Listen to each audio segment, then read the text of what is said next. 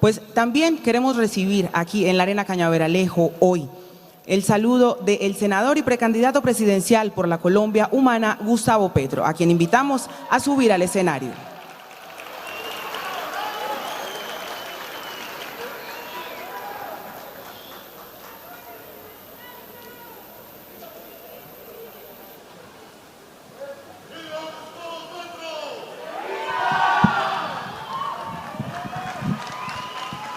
¿Cómo estás? ¿Dónde me voy?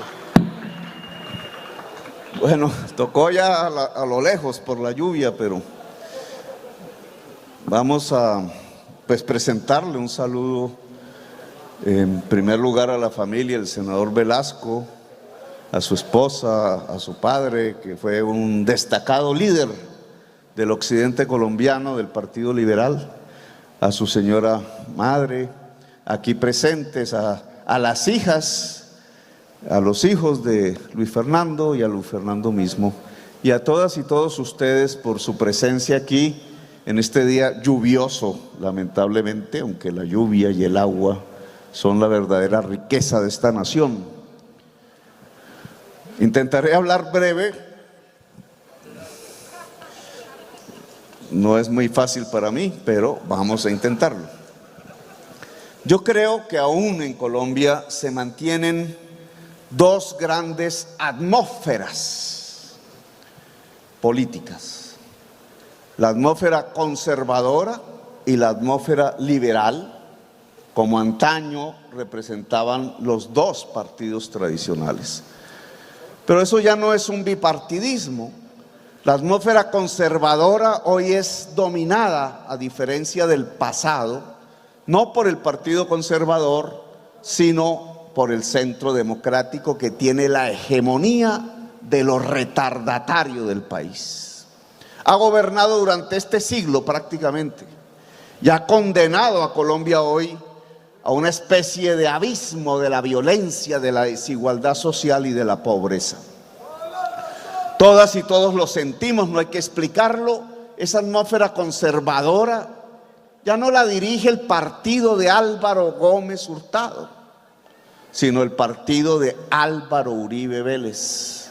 Y hay una enorme distancia intelectual, ética, moral entre aquel Álvaro Gómez Hurtado que hizo la Constitución del 91 y este Álvaro Uribe Vélez, que quiere seguir gobernando a Colombia.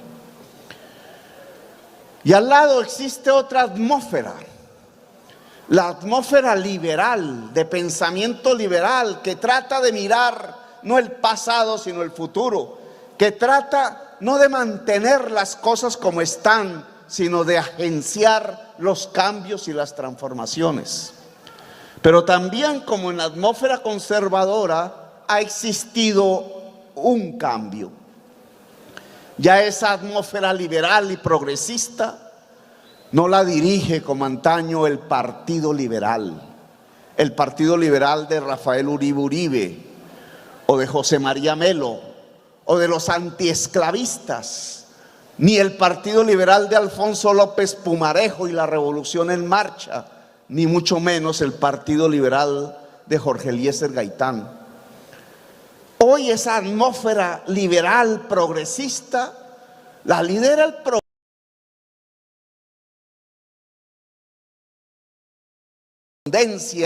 de millones de votos en las elecciones del año 2018. Bueno sería invitar al Partido Liberal a que reconociera esta nueva realidad de la sociedad, a que reconociera que su puesto liberal no está en el conservatismo. Eso no lo debería decir yo.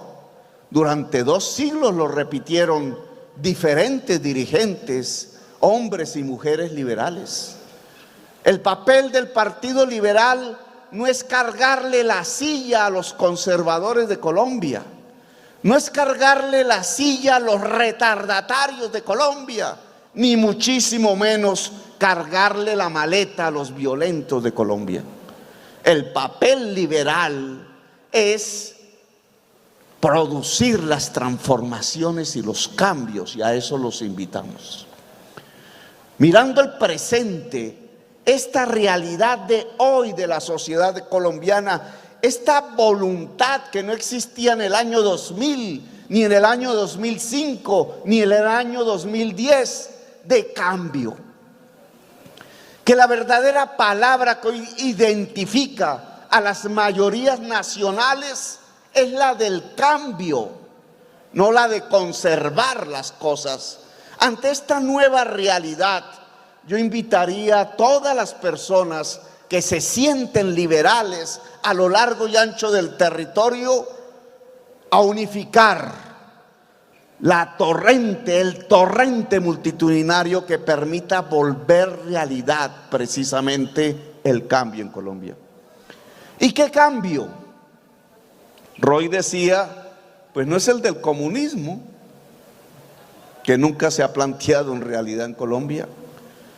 No es el de la expropiación de las cosas, de los seres humanos que habitan el territorio nacional. No es el de hacer tabla rasada con el pasado tampoco, ni con las tradiciones genuinas del pueblo colombiano.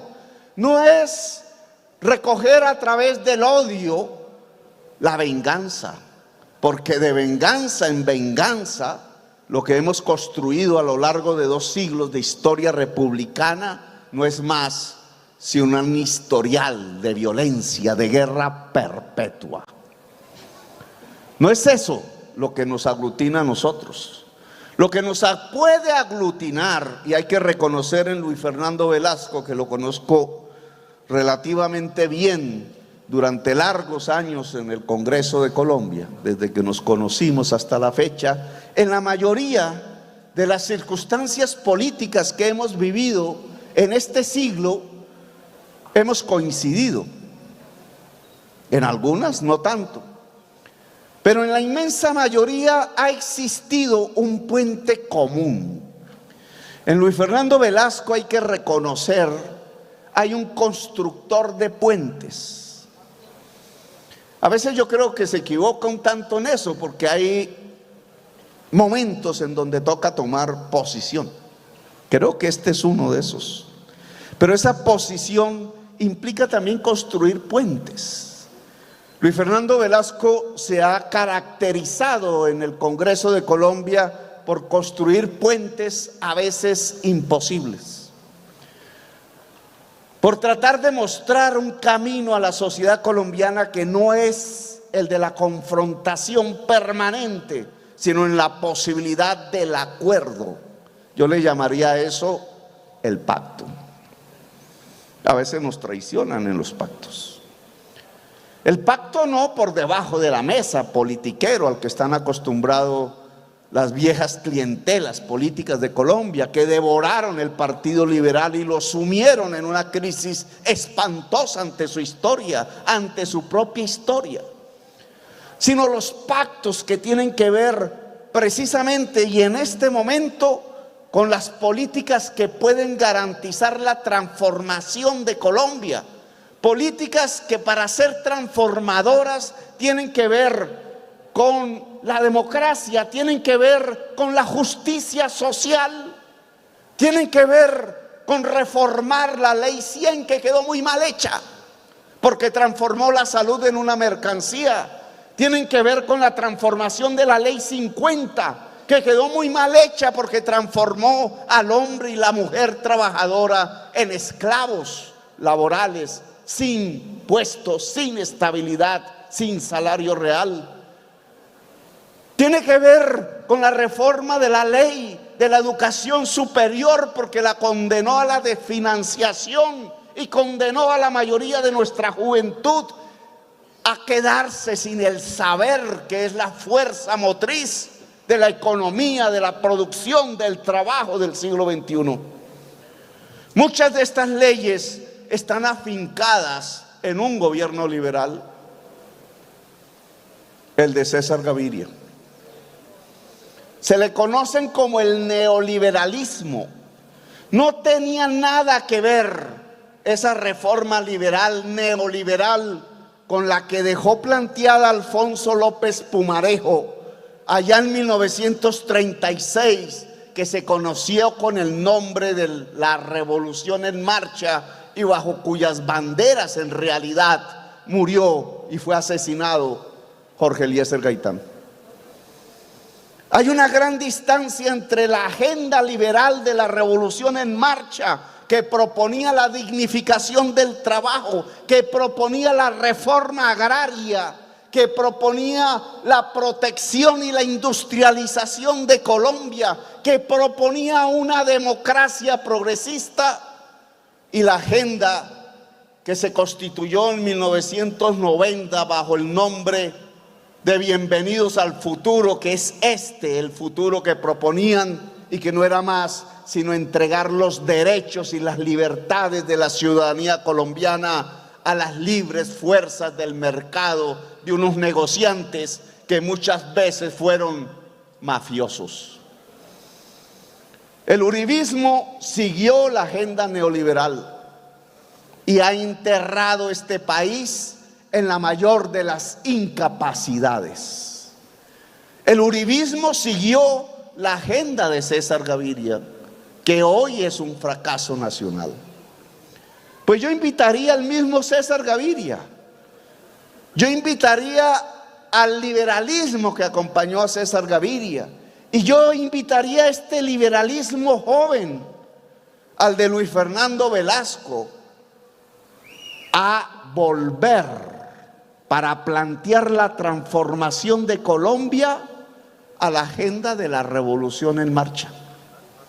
Es decir, a plantearnos de nuevo la dignificación del trabajador y la trabajadora, el derecho a una pensión real y no a unas ganancias de un banquero, la posibilidad de tener un sistema de salud que sea un derecho y que nos garantice defendernos como la mayoría de las naciones del mundo lo han hecho, del COVID o de las enfermedades que van a llegar, y no condenarnos como efectivamente ha pasado, a que salves el que pueda y el que pudo superar la enfermedad bien y el que no, muerto.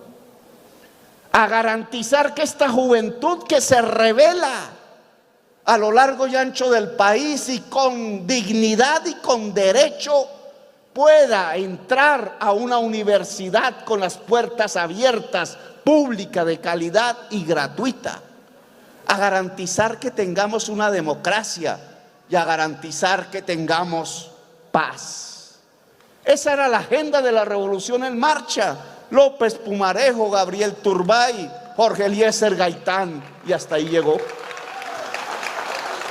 1948, un 9 de abril, ¿por qué hoy, un 25 de julio del año 2021, no volvemos a levantar esa agenda y la colocamos, Luis Fernando, como un puente común entre el liberalismo colombiano y el progresismo, y construimos ese gran pacto de la historia para salir de una era de desigualdad y de violencia y pasar a una verdadera era histórica de paz, convivencia, trabajo y producción y democracia. Lo invito entonces a construir en esta historia que comienza las páginas de este nuevo puente entre el liberalismo, el progresismo de Colombia, la mayoría nacional que ansía, quiere el cambio y la transformación democrática del país. Como dijera Jorge Eliezer Gaitán, hoy más que nunca, quizás más hoy que en su propia vida, se necesita una restauración moral de la República. Gracias, muy amables.